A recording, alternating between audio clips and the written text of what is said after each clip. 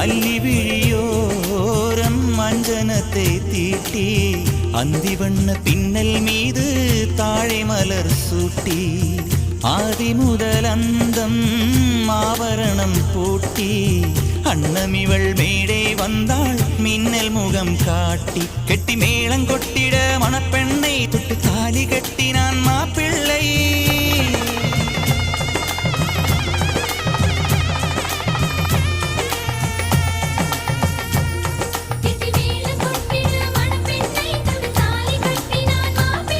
இந்த ஏழை நெஞ்சமும் நீ வாழ என்றும் பூக்கள் நீ வாழ்க நலமாக.